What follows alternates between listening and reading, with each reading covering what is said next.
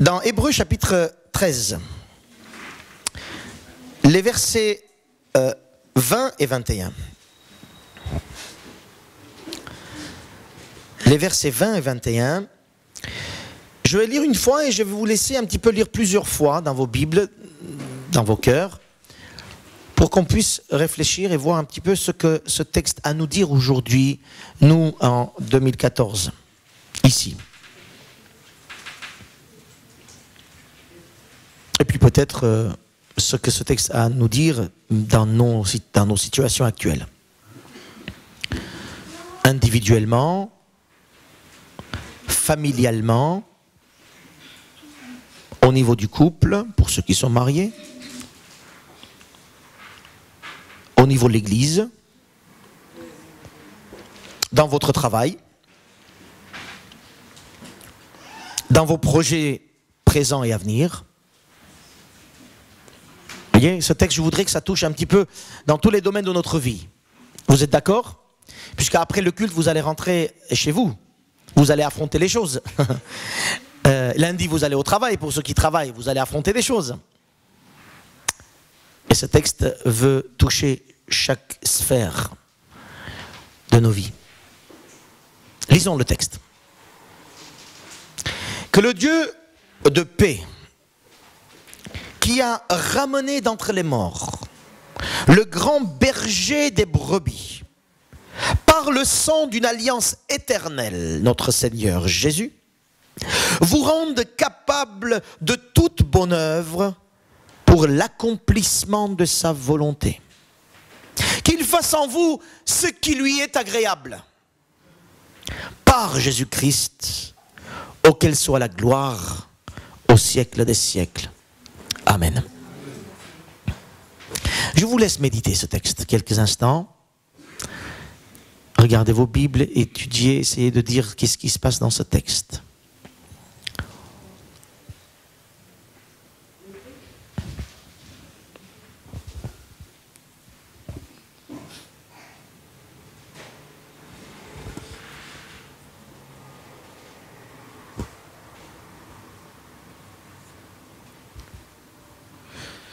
Éclaire notre esprit, Seigneur.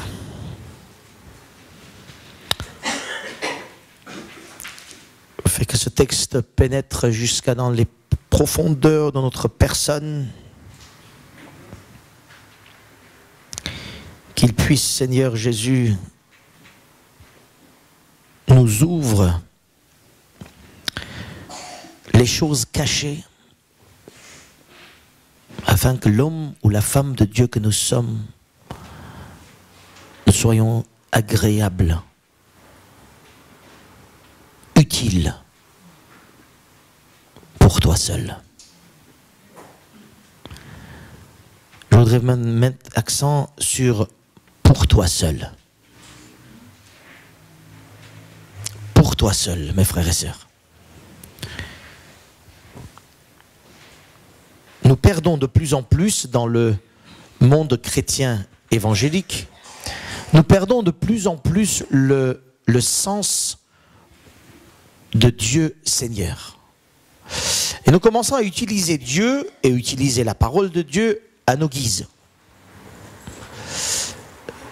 Je ne sais pas pour vous, mais ce qui se passe autour, ce qu'on voit en discutant avec des frères, des sœurs, en voyant parfois d'autres églises et voyant un petit peu ce qui se passe dans les églises, en voyant aussi le monde, voir un peu ce qui se passe dans le monde chrétien du monde, nous voyons qu'en fait, il y a un mouvement diabolique spécial, ces temps-ci, puisque c'est les derniers temps, et nous le voyons, un mouvement diabolique spécial.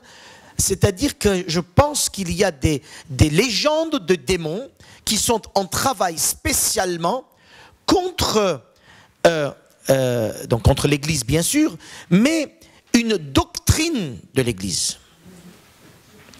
On utilise la sincérité des croyants pour les dévier du but que Dieu avait fixé pour les croyants.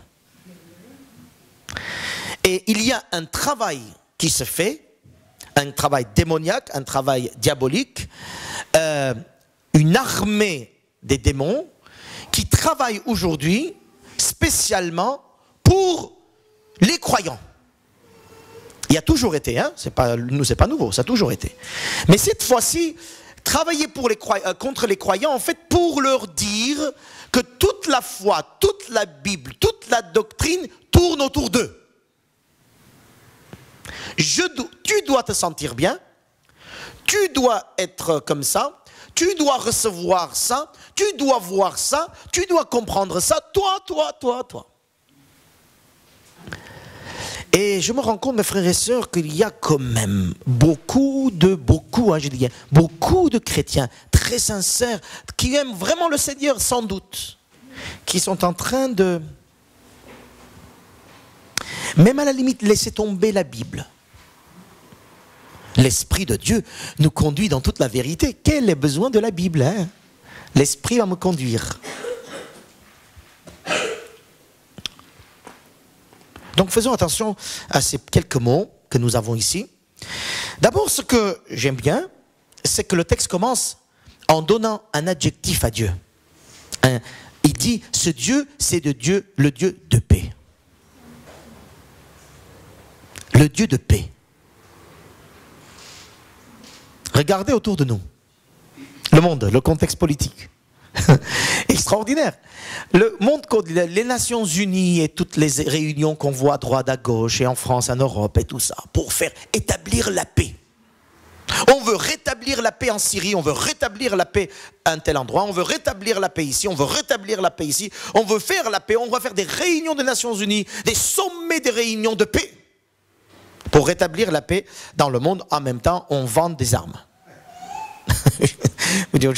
C'est un peu compliqué, hein?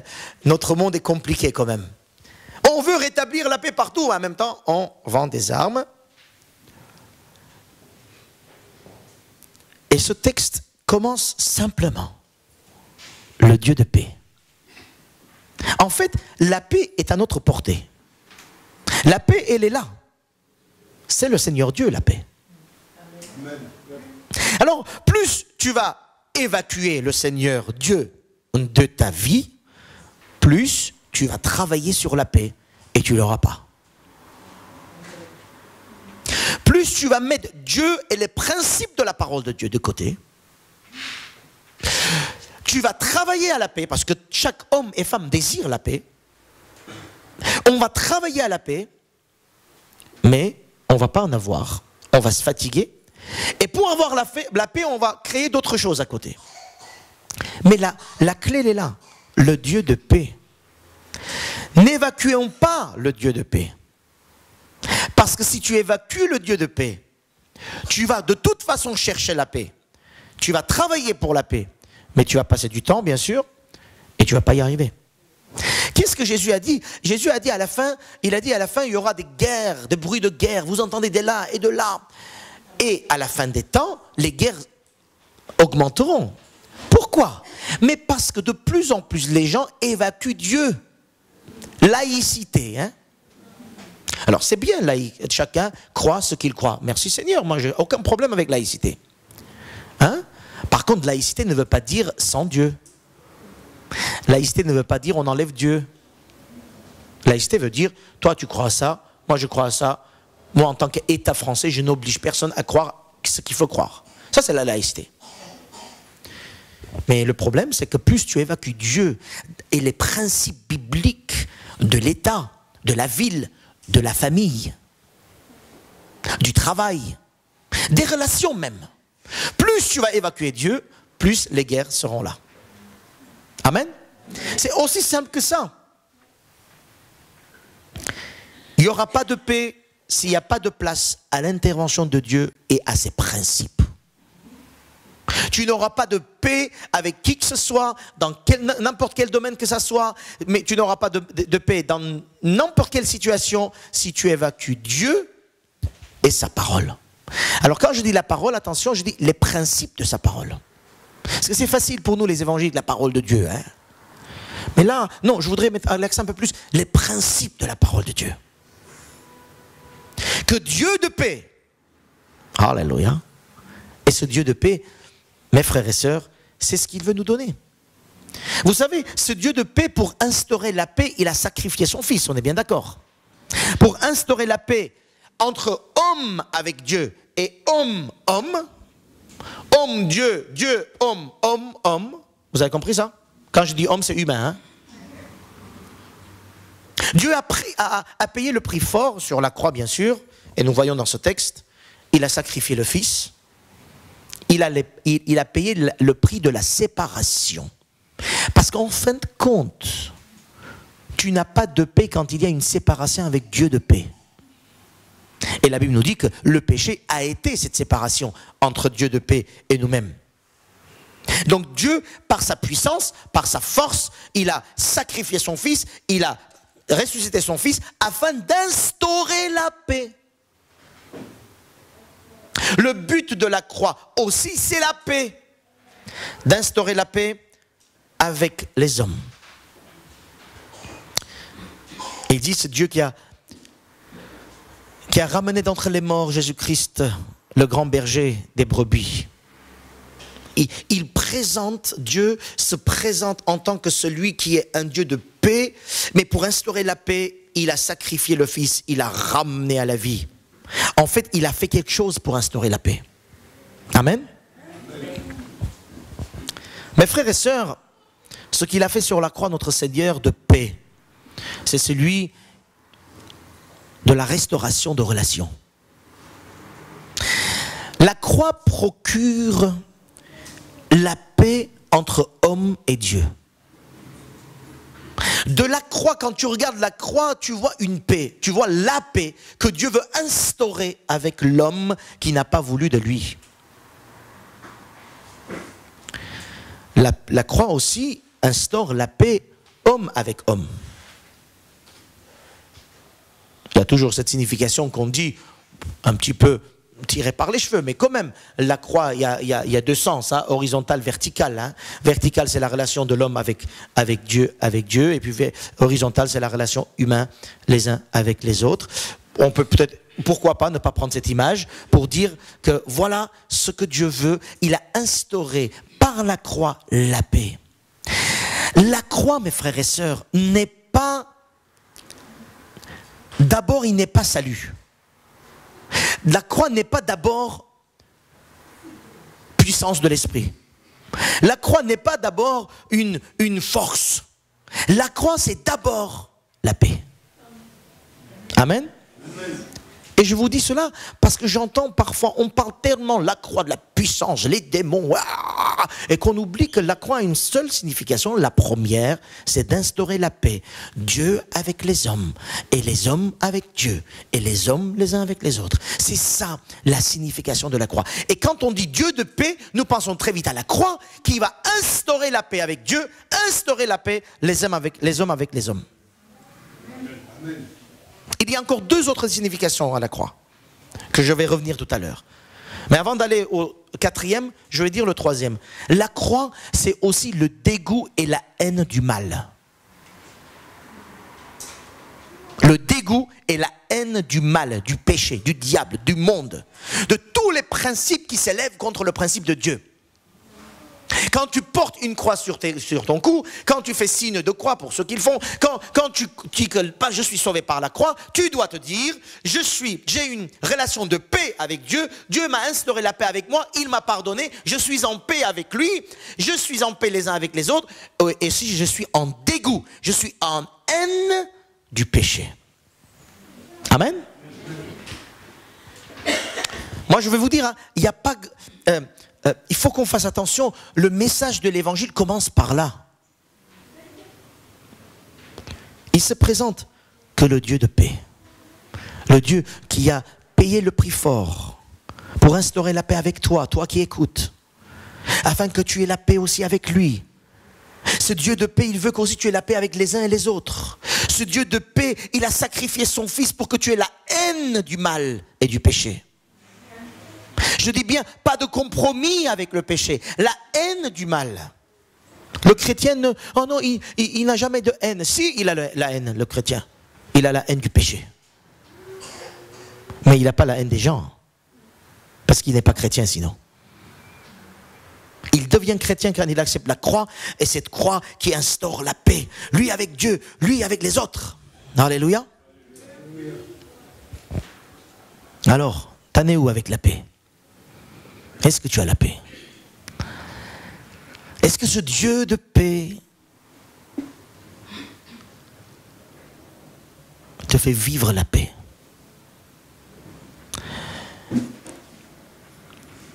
Alors quand je dis la paix, je pose quelques questions. Peut-être ça va nous aider. Est-ce que je suis comblé tout simplement d'avoir le Père pour moi? Est-ce que je suis comblé d'avoir le Seigneur des Seigneurs qui est devenu paix et qui est devenu mon Père? Ou est-ce que tout en disant Dieu mon Père, je suis en train de rechercher d'autres sources de joie et de bien-être? Parce que quand je dis j'ai la paix avec Dieu, c'est que je suis comblé en lui seul. Mes frères et sœurs, je ne dis pas qu'on est parfait. Je ne dis pas qu'on ne doit pas chercher les profondeurs. Être plus saint dans le Seigneur, vivre des choses extraordinaires dans l'esprit. Je ne dis pas ça, au contraire. Mais ce que je dis, c'est que est-ce que moi, en tant qu'enfant de Dieu, je suis comblé, vraiment comblé d'avoir Dieu comme mon Père? Ou est-ce que je recherche d'autres ressources de joie, c'est-à-dire d'autres interventions, petites interventions comme ça, de Dieu, des choses un peu mystiques, qui peuvent venir me donner un peu de punch. Celui qui a la paix, c'est celui qui est comblé. Pose-toi la question, est-ce que tu as la paix avec Dieu? Est-ce que tu es comblé de l'avoir comme Père? Comment gères-tu tes inquiétudes? As-tu la paix?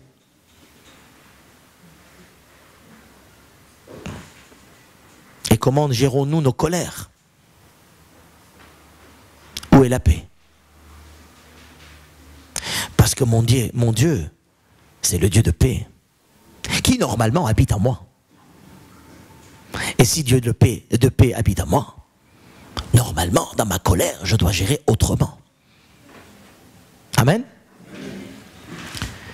Et comment réagissons-nous dans nos incompréhensions, des choses qu'on ne comprend pas? Où est la paix? D'être comblé là. Jésus nous a dit, je vous donne ma paix. Il l'a dit, n'est-ce pas? Il nous donne la paix. C'est ce Dieu de paix qui vient calmer dans mes tempêtes. Qui vient me donner peut-être un peu de bien-être dans mon stress, dans ma course, dans mes incompréhensions. Parce que mon Dieu, c'est le Dieu de paix. Et sur la croix, il l'a prouvé. Je l'ai accepté. Une paix intérieure vis-à-vis de Dieu, vis-à-vis de moi-même. Moi, je ne sais pas pour vous, mais moi, je sers un Dieu de paix. Mon cœur est dans la joie. Mon cœur est dans l'amour. Juste de savoir que Christ est mort pour moi. Et si Christ est mort pour moi, comme Romains 5, verset 1 dit, j'ai la paix.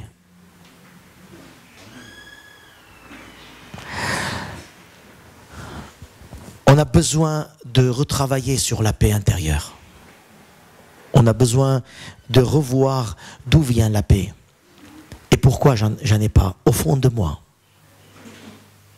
On a besoin à un moment donné de s'arrêter et de dire à quoi ça sert tous ces tralala chrétiens si au fond de moi je n'ai pas cette paix comblée avec le Seigneur, cette harmonie extraordinaire avec le Seigneur. La croix, c'est la preuve même que j'ai la paix avec Dieu parce que Dieu a la paix avec moi. Il a instauré une paix, il m'a pardonné, il a fait de moi son enfant, il m'a dit qu'il me pardonnait. J'ai la paix avec lui. Il a fait le premier pas de la réconciliation de paix avec moi, sans attendre le retour. Et moi, je me suis tourné vers lui. J'ai la paix avec le Seigneur. La croix, c'est la paix homme avec Dieu, Dieu avec homme. Que Dieu de paix puisse intervenir dans vos cœurs. Mais il y a aussi la paix du prochain. Et nos relations alors? C'est des séries de questions que je vous pose ce matin. Je n'ai pas envie de vous donner des réponses. C'est à nous. Et nos relations. Et notre prochain, avec notre prochain, avons-nous la paix?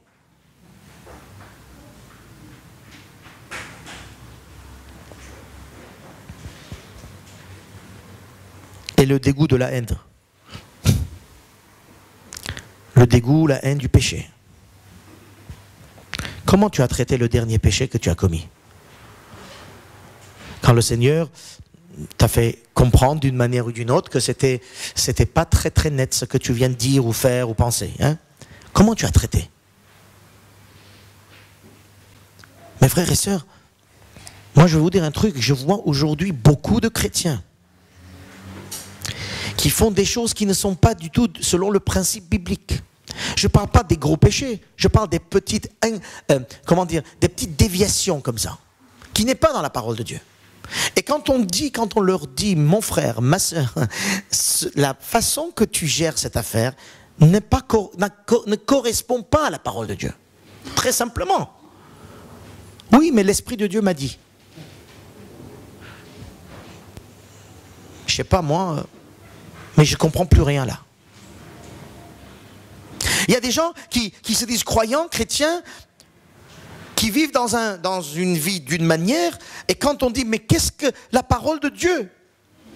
Oui, mais moi je. À un moment donné, mes frères et sœurs, nous devons se mettre et dire qu'est-ce qu'on veut de notre vie. Parce que Dieu a établi la paix avec nous afin qu'on ait le dégoût et la haine du péché comme il a eu sur la croix. Et il nous établit cette paix avec nous, nous les uns avec les autres, pour que tous ensemble, en tant que corps de Christ, nous puissions avoir la haine du péché.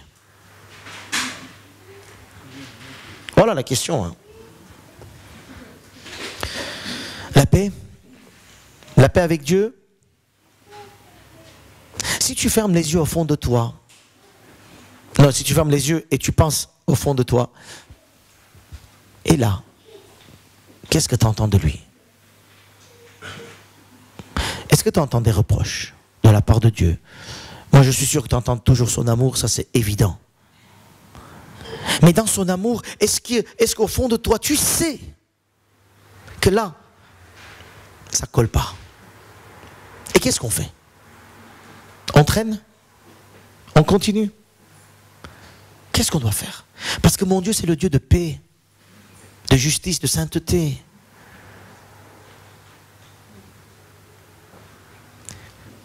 Moi, ça m'a beaucoup fait travailler juste que Dieu de paix, Dieu de paix, Dieu de paix.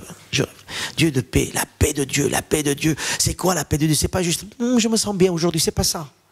Voyez, la paix de Dieu, c'est dans les profondeurs. Il a payé le prix pour que j'ai la paix. Mais ce prix, c'est quoi? C'est il a brisé le malin, il a brisé le diable sur la croix, le péché sur la croix, pour me pardonner, afin que je sois un homme pardonné. Donc je dois avoir le dégoût aussi de ce péché qui est là, qui m'environne, dit l'hébreu encore. Hein. Il m'environne, donc je dois avoir ce dégoût. Mais en ayant le dégoût, je dois vivre cette paix avec Dieu, recevoir son pardon, son amour.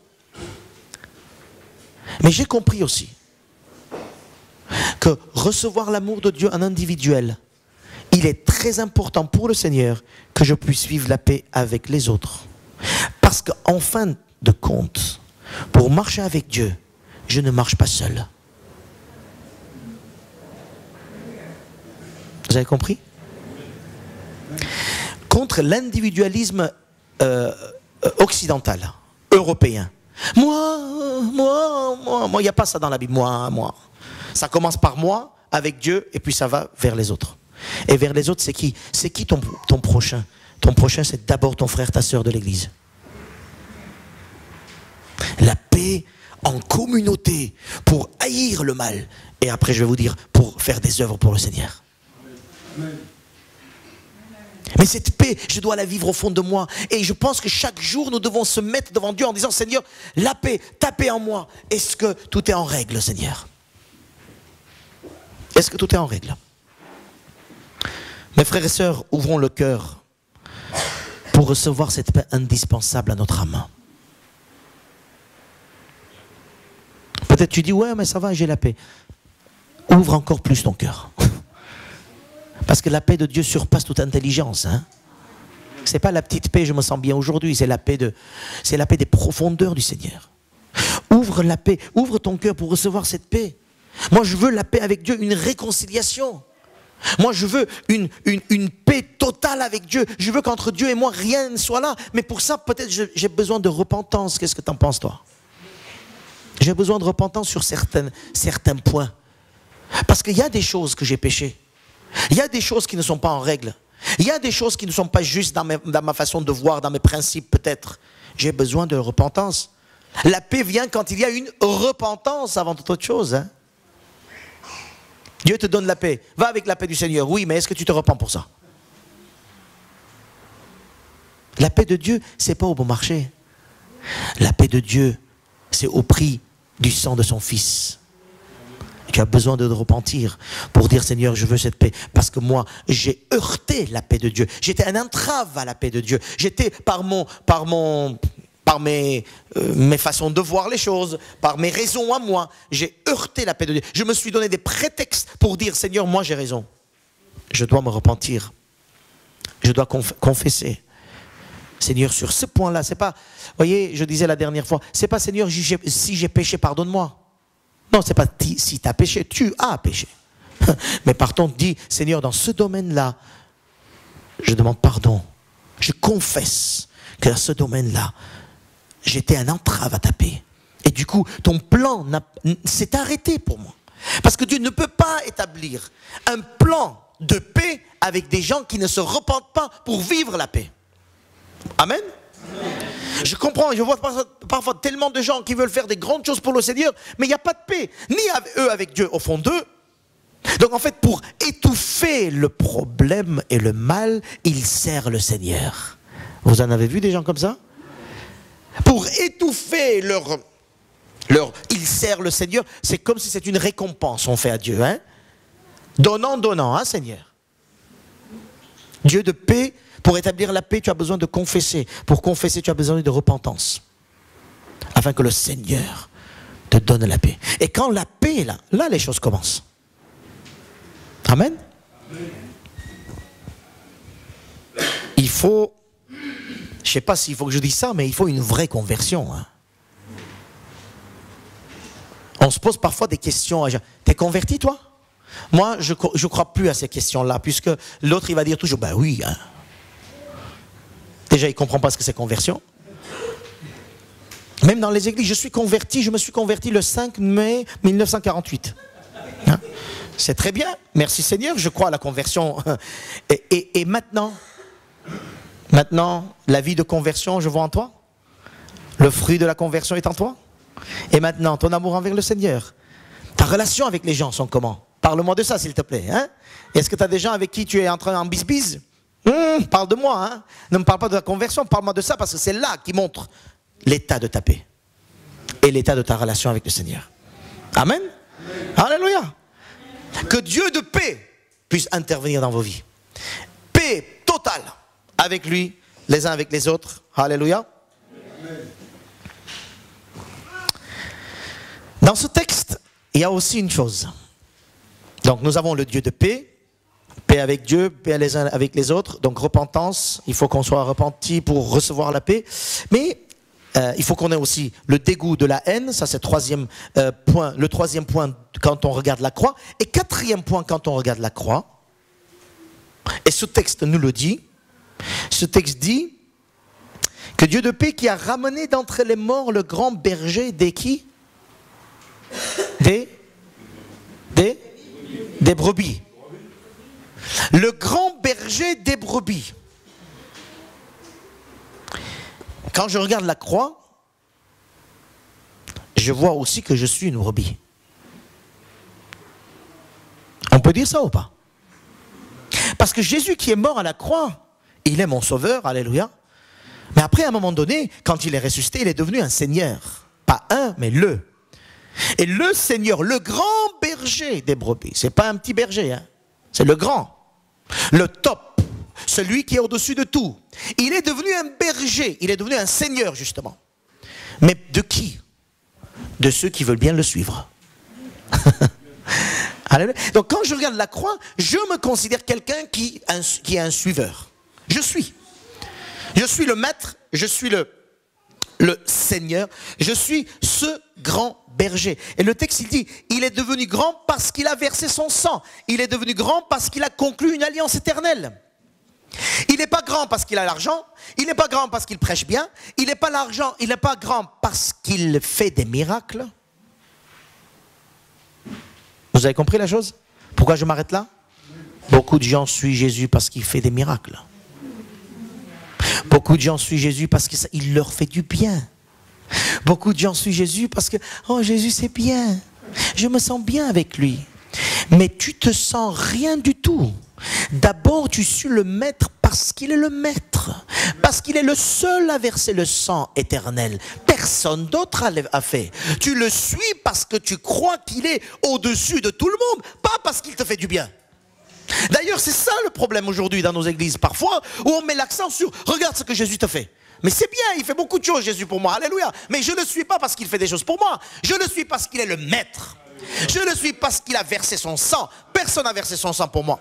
Je le suis parce qu'il a fait une alliance, une nouvelle alliance. Sinon, j'allais être dans l'Ancien Testament, toujours en train de sacrifier des moutons pour chaque péché. Alléluia. Hein? Pour chaque péché, tu sacrifies un mouton. Mais moi je suis le maître Jésus-Christ parce que ça y est, il m'a délivré de cet esclavage de la loi, cet esclavage de rituel, cet esclavage de la tradition, cet esclavage du péché. Il m'a délivré de là. C'est pour ça que je le suis, pas parce qu'il va faire des bonnes choses pour moi. Alléluia. Donc quand je regarde la croix, je me considère la brebis qui suit celui qui est mort sur cette croix. Amen. Suivre le berger. Alléluia. Un état d'esprit de suivre. On n'en a pas beaucoup maintenant, hein. On est tous des chefs et des généraux, hein. Et parfois, je veux dire, le problème c'est qu'on est tellement pris par nos activités chrétiennes qu'on oublie en fait que nous suivons un maître. Nous voulons absolument, réussir nos activités chrétiennes. Même d'église, hein, je parle. Hein. On est tellement chrétien, tellement rempli d'esprit qu'on veut réussir ce que le Seigneur nous a donné. Mais on oublie qu'on est en train de le suivre, lui. Et il est capable de nous arrêter quand il veut. Amen. Amen. Un état d'esprit de suivre. Mon frère, ma soeur, est-ce que tu suis le berger? Voilà la question que je veux te poser. C'est pas est-ce que tu es chrétien? Non, non, non. Est-ce que tu suis le berger? Est-ce que tu es celui? Est-ce que tu es une brebis? Ne posez plus la question à vos amis en disant est-ce que tu es croyant? Non, posez plus cette question-là. Ils vont dire ouais, mais bien sûr, tout le monde est croyant. Mais pose-lui la question, est-ce que tu es une brebis? Et l'autre va dire quoi? Une brebis. Est-ce que tu es une brebis? Normalement, celui qui suit Jésus-Christ, il va dire ouais, je suis une brebis. Celui qui ne suit pas Jésus va dire quelle brebis, ça va pas? Non, attends, oh. Tu parles de quoi là? Déjà là, tu n'as pas besoin de continuer, hein, tu as compris. Quelqu'un qui aime le Seigneur Jésus, c'est celui qui suit. Et il se donne le titre le plus bas qui peut exister, titre de la brebis. Alléluia, je suis une brebis. À un moment donné, je vous ai dit qu'on était des ânes. Hein? Gloire à Dieu, vous étiez là quand je prêchais ça, on était des ânes. Jusqu'à maintenant, en Russie, on m'a dit c'est le pasteur des ânes pour moi. Il dit le pasteur des ânes. Et je suis allé dans une église, ils ont dit tous, nous sommes tous des ânes, pasteur. Je ne les connaissais pas, hein. Ils avaient entendu mes messages. Il y a une église qui m'a dit, nous sommes tous des ânes, pasteur. Je dis, qu'est-ce qu'ils disent dans ces gens-là? Après, je me suis rappelé le message. Et oui, quand tu dis, est-ce que tu es croyant? Il y a d'autres qui disent, est-ce que tu as des dons? Quels dons tu as? Quand tu pries, qu'est-ce qui se passe? Vous voyez, des questions qui ne sont même pas posées. Il faut dire, est-ce que tu es une brebis? Parce que la brebis suit le maître. Et là où est le maître, la brebis vit ce que le maître fait. Là, il fera et les dons, et les tout, et tout ça, il fera. Parce qu'il est suiveur de maître. Aujourd'hui, nous ne voulons pas suivre et nous voulons recevoir tous les droits du Seigneur Jésus. Hein? Au nom de Jésus, je chasse les démons. Ah bon? Calme-toi. C'est celui qui suit qui a besoin et qui a le privilège de dire ça. Amen. Vous comprenez les choses? Donc l'état d'esprit de suivre ses paroles. Pour moi, quand je dis suis le maître, suis le berger, c'est suivre ses paroles, suivre les principes de ses paroles. Pas les versets bibliques, hein? Les principes qui sont derrière. Alléluia. Amen. Par exemple, la Bible nous dit, tu juges personne. Ah, je juge personne, pasteur. Ah non, non, je juge pas. Mais tu sais quand même, quand la personne a fait ça, il ne juge pas. Hein? Le verset biblique est là. Je ne juge pas. Mais le principe de ce qu'il vient de dire après, c'est exactement la même chose. La manière, le principe, ce qu'il y a derrière, au fond. Donc quand je dis je suis le berger, c'est que je suis aussi les principes de la façon de penser du Seigneur. Comment j'arrive à cette décision? D'où je viens cette décision? Quelles sont là au fond de moi? Quelles sont les pensées pour m'amener à cette décision? Est-ce que les pensées sont cohérents avec les principes du Maître? Alléluia. Vous me suivez? Vous grandissez un peu spirituellement aujourd'hui, ça va? Merci Seigneur, gloire à Dieu. Vous avez bien fait de venir aujourd'hui là. Merci Seigneur. C'est ça le but, hein, sinon je ne prêche plus. Hein. Pendant toute la semaine, je pensais à ça. Suivre les principes de mon Maître. Alléluia, j'aime beaucoup ce mot principe parce que c'est ce que je vois. Parfois, et là je disais tout à l'heure, je vais aller très vite, il y a des gens qui vont dire, oui mais tu sais, l'Esprit nous enseignera dans toute la vérité. Ça c'est un verset biblique, n'est-ce pas? Je suis d'accord. Mais attention, il n'y a pas longtemps, j'ai parlé avec quelqu'un qui est en train de me parler spirituellement sur une chose qu'on parlait, mais qui était un peu bizarroïde. Le principe qu'il m'était en train d'expliquer, la doctrine qu'il était en train de m'expliquer, c'était pas... Je ne me sentais pas bien avec ce qu'il disait, que l'esprit fait ça, l'esprit fait ci. Je voyais, mais j'ai dit, mais c'est pas normal, ce genre de choses, moi je ne vois pas. Hein? Donc je me posais la question, et quand je dis, mais tu sais, dans la Bible, peut-être que j'ai tort, mais je n'ai pas trouvé ce genre de choses. Oui, dans la Bible, il n'y a pas. Mais l'Esprit de Dieu, l'Esprit de Dieu nous enseignera dans toute la vérité. Jésus a dit, il viendra après moi, l'Esprit, qui va vous enseigner des choses que vous ne pouvez pas supporter maintenant. Donc, ce sont des nouvelles choses. J'ai dit, ouais, c'est vrai. L'Esprit va venir nous dire des choses que les disciples ne pouvaient pas à ce moment-là comprendre. Charnellement, il fallait qu'ils comprennent spirituellement. Mais j'ai dit une seule chose. Tout ce que l'Esprit de Dieu va nous enseigner, tout, des profondeurs des paroles qui sont là, il nous enseignera toujours à rentrer et revenir à la personne de Jésus-Christ. En fait, il y a des mystères dans la personne de Jésus-Christ que j'ai besoin d'apprendre. Que dans la Bible, on ne comprend pas beaucoup. Mais l'Esprit de Dieu va nous conduire avec les épîtres qui sont derrière, dans la personne de Jésus-Christ. Beaucoup de séductions aujourd'hui sont des séductions évangéliques. Les gens vont nous séduire, et c'est ce que je disais au début du message, le diable fait tout pour séduire les gens des églises à rester, à utiliser les mêmes mots et les mêmes paroles, mais que le fond est différent. Le but est ailleurs. L'Esprit nous enseignera des mystères de la personne de Jésus-Christ. Pas d'autre chose. Amen. Alléluia. Jésus me conduit, il est mon berger. Il me conduit avant de faire sa volonté. Il veut que je vive la paix avec lui, la paix avec les frères et les sœurs, la paix avec mon prochain. Le texte continue, regardez. Que Dieu de paix, qui a ramené d'entre les morts le grand berger des brebis par le sang d'une alliance nouvelle, notre Seigneur Jésus, vous rend capable. C'est dans ma traduction. Vous rend capable de toute bonne œuvre. Vous l'avez la même chose? Vous rend capable. Le mot capable en grec, c'est vous former. Ou vous instituer. En fait, ce Dieu de paix, avec qui j'ai eu la paix, ce Dieu de paix qui vient d'abord dans ma relation avec lui, il va me pousser à me donner une force surnaturelle pour faire ses œuvres. Mes frères et sœurs, celui qui vit d'abord une paix divine,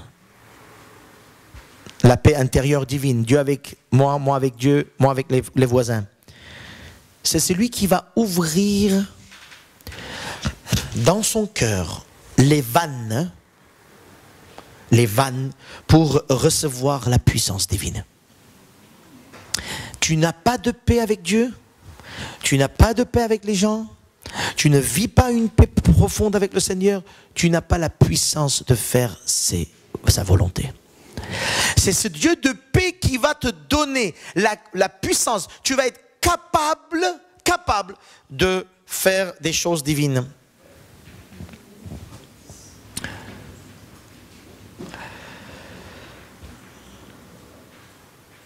Vous savez, avant une vie de sainteté, avant une vie réglée, il n'y aura pas de puissance divine.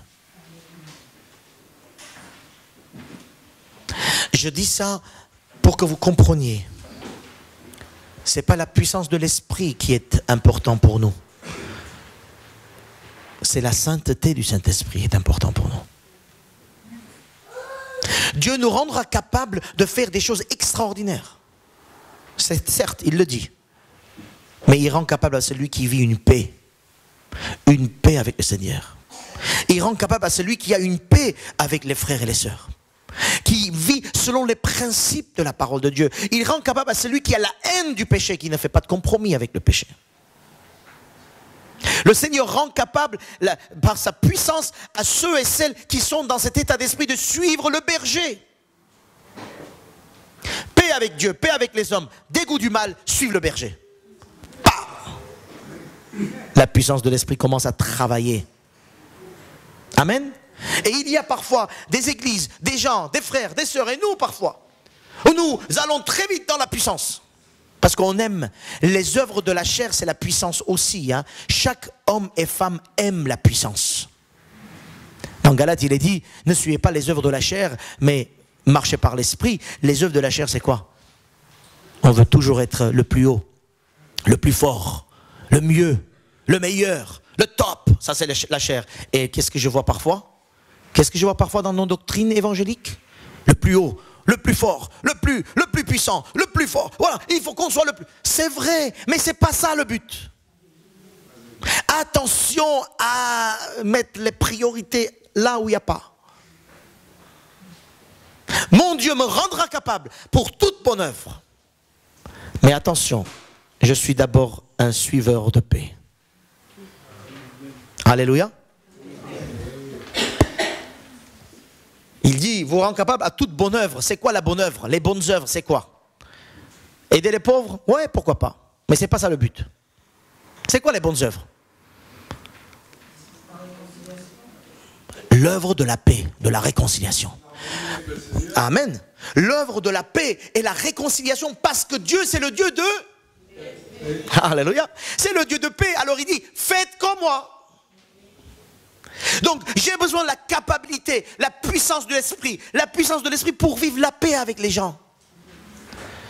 Voilà ce qu'on ne comprend pas parfois. La paix avec les gens, c'est pas humain. C'est aujourd'hui tu m'aimes, je t'aime, ça va, tout va bien. Mais demain tu m'aimes plus, je t'aime plus. Mais la puissance de l'esprit, c'est garder la paix quand même. Parce que cette force vient du Seigneur. Donc, Dieu vous rend capable, vous donne cette force surnaturelle de faire la paix. D'être des instruments de paix. D'être des hommes et des femmes qui prêchent la paix, qui prêchent l'unité avec Dieu, l'unité les uns avec les autres. Amen. C'est l'essence même de l'évangile. La paix, Dieu avec nous, nous avec Dieu, nous les hommes avec les hommes. Quand les anges ont annoncé la naissance de Jésus-Christ, qu'est-ce qu'ils ont dit?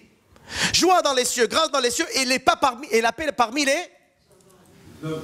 L'essence même de la venue de Jésus-Christ, c'était établir la paix. Mais tout en ayant l'épée du péché. Qu'est-ce que Jésus a dit? Je suis venu avec l'épée. Il a dit une fois, non pour apporter la paix, mais l'épée. Ah bon? Eh oui, l'épée contre le péché. Un chrétien, c'est pas quelqu'un de paix sans calcul, c'est quelqu'un qui établit la paix avec Dieu, établit la paix avec les uns les autres, mais il a l'épée dans la main pour dire non au péché qui l'entoure. Il brise le péché, le mal, les démons, les principes qui ne sont pas bibliques, nous le brisons avec l'épée. Alléluia. Merci Seigneur. Les bonnes œuvres, c'est œuvre de paix, œuvre de vie, parole de paix, action de paix. Bénir, aider, élever, encourager, pardonner, aimer. C'est les œuvres pour lesquelles le Seigneur nous donne la puissance pour vivre. Parce que ce sont des œuvres de la lumière.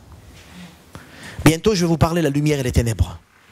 Là, je suis en train de travailler sur ce thème extraordinaire. La lumière et les ténèbres. Pourquoi la lumière dans ce monde?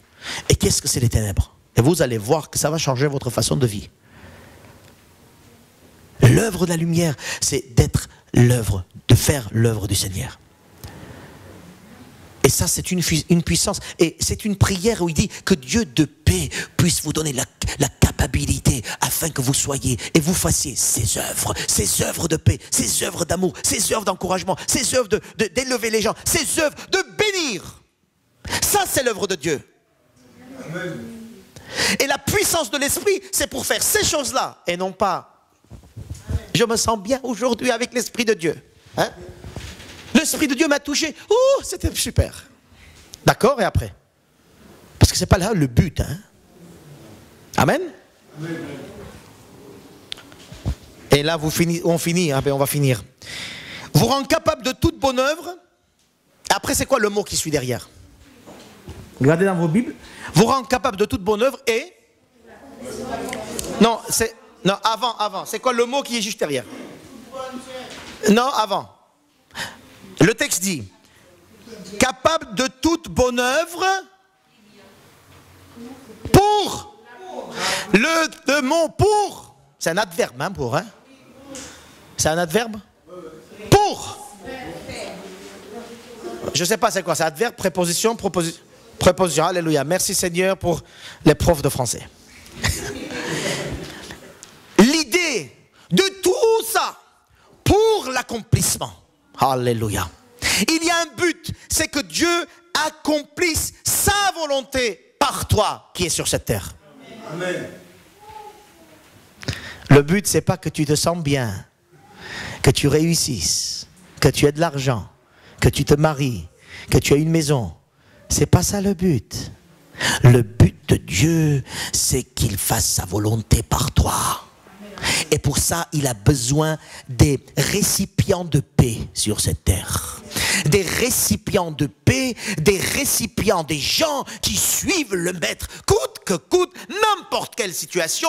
Leur but, c'est d'être capable d'être comme le maître. Leur but, c'est de recevoir les choses, d'être comme le maître, afin que Dieu puisse accomplir son plan dans ce monde. Et il accomplit son plan par qui? Par un récipient de paix. Notez-le. Le titre d'aujourd'hui, je n'avais pas noté, c'est « Être récipient de paix ». Alléluia. Récipient de Nietzsche. Amen. Amen. Récipient de paix. Le texte est pour accomplir sa volonté. Alléluia. Encore, ça tourne encore pour lui. Hein? Ah, ce Dieu, j'en veux pas. Hein? Tout est pour lui. Hein? Et oui, je vous dis, si on prêche comme ça dans les églises, on va épurer beaucoup de gens. Hein? Quand je dis épurer, le but c'est pas d'épurer, c'est que les gens puissent comprendre que suivre le Seigneur a un but. Je ne suis pas le Seigneur pour me faire du bien. Pour te faire du bien, va en vacances. Pour te faire du bien, fais ça, fais ci. Tu verras que tout ça c'est du passager. Mais quand tu commences à suivre le maître, quand tu commences à dire Seigneur c'est toi le maître, le berger, le but de ma vie, fais par moi ce que tu veux que je fasse pour toi. Le Seigneur fait en sorte que tu es comblé dans ta vie. C'est ça le miracle. Toi, tu penses à lui. Toi, tu œuvres pour lui. Lui, il vient tout pour toi. Mais je ne fais pas pour qu'il fasse pour moi. Attention aux combines commerciales. Hein? Je fais un peu pour Dieu pour que Dieu fasse un peu pour moi. Non. Je fais un peu ou beaucoup pour Dieu parce qu'il est Dieu. Alléluia. Qu'il fasse en vous ce qui lui est agréable. Encore une fois, dans ton profond intérieur, il veut faire des choses en toi pour lui être agréable. Encore l'accent est pour lui. Alléluia. Ce monde a besoin des hommes et des femmes de lumière. Ce monde a besoin des hommes et des femmes qui croient assez pour dire, Seigneur, que je sois un récipient par lequel tu fais ta volonté, tu fais ce que tu veux, que je sois ce tremplin pour toi dans la vie, dans le monde. Un tremplin. Vous savez, le tremplin, c'est une planche de bois. Hein. Ça ne sert à rien du tout. Amen. Mais ce tremplin va aider les nageurs ou les sauteurs de faire des figures extraordinaires. Amen. Tremplin de la piscine. Hein. Et pour être tremplin, tu as besoin d'être... que quelqu'un saute sur toi. Hein. Et à chaque fois que quelqu'un saute sur le tremplin, qu'est-ce qui devient le tremplin? Il baisse. Hein. Un peu d'humilité, ça nous fait du bien si le Seigneur saute sur nous. Seigneur, saute sur moi, fais ce que tu veux de moi, mais va, que ton royaume aille plus loin. Moi, je reste ici, j'ai pas ça le problème, mais quand ton royaume avance plus loin. Voyez la façon qu'on s'approche, c'est tout à fait différent. Hein. Ce texte nous montre que ce Dieu de paix va accomplir en nous des choses pour sa volonté, pour son royaume, pour ce qui lui est agréable. C'est lui le centre, c'est lui le but, c'est lui le projet, c'est lui tout, le début. C'est pour ça qu'on dit il est l'alpha et l'oméga. Mais on oublie ça. Hein.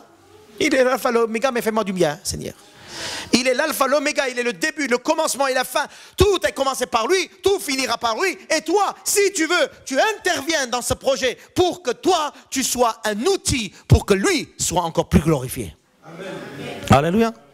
C'est ça le but un peu. Alléluia. Et tout est fini en disant par Jésus-Christ. Par Jésus-Christ. Sans Jésus-Christ, il n'y a rien. Par Jésus-Christ, et regardez comment il finit encore. Auquel soit la gloire. Encore la gloire à Jésus. Voyez, tout est tourné pour lui. Amen. Est-ce que tu veux être un récipient? Est-ce que tu veux être un tremplin? Est-ce que tu veux être tout simplement celui qui dit, Seigneur, fais de moi ce que tu veux. Fais de moi, Seigneur, un instrument de paix. Que je puisse vivre la paix avec toi, toujours la paix avec toi. Rien de moi, rien en moi qui dérange ta paix. Alléluia, Seigneur Jésus. Amen. Restons dans la prière un petit peu. Voilà ce que je veux. Je veux que le Seigneur fasse de moi un homme, un récipient, un tremplin, pour que je puisse tout simplement être capable de faire des bonnes œuvres pour lui. Cette capacité divine, j'ai besoin de la capacité divine pour faire des bonnes œuvres. Des capacités divines pour pardonner, des capacités divines pour aimer, des capacités divines pour élever, des capacités divines pour encourager, des capacités divines pour être cet homme sur cette terre que le Seigneur a besoin pour utiliser à sa gloire. Cette capacité vient de toi, Seigneur. Je n'ai rien de moi, je n'ai rien en moi. Je veux tout simplement vivre cette paix que tu me donnes, cette paix pour laquelle Jésus est sacrifié. Il a payé le prix pour que moi je puisse vivre la paix avec toi. Que je puisse la paix aussi dans ton corps, les uns avec les autres. Que je sois un corps de paix. Pour marcher, pour vivre, pour partager. La paix est l'instrument de paix autour de moi. Tu as besoin que ton plan soit accompli sur cette terre et tu as besoin des récipients de paix. Me voici devant toi, Seigneur. Me voici devant toi. Je te demande pardon et je vais aller demander pardon à toutes les personnes avec lesquelles la paix n'est pas instaurée comme il faut.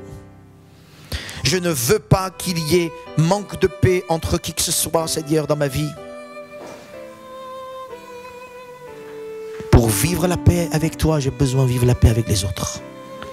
Pardonne-moi, Seigneur, là où j'ai pensé que ce n'était pas le cas.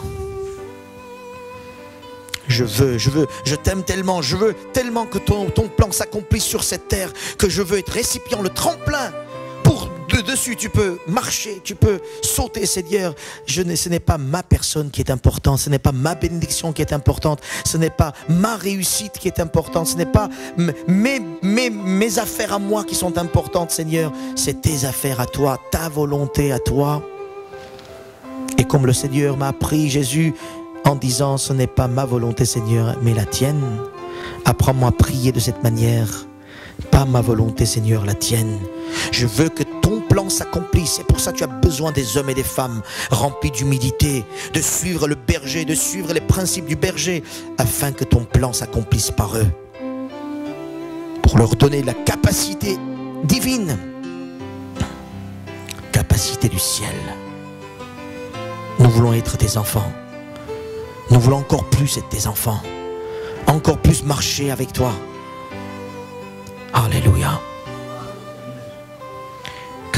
Que le Dieu de paix, qui a ramené d'entre les morts le grand berger des brebis, par le sang d'une alliance éternelle, notre Seigneur Jésus, vous rend capable de toute bonne œuvre pour l'accomplissement de sa volonté, qu'il fasse en vous ce qui lui est agréable, par Jésus-Christ, auquel soit la gloire au siècle des siècles.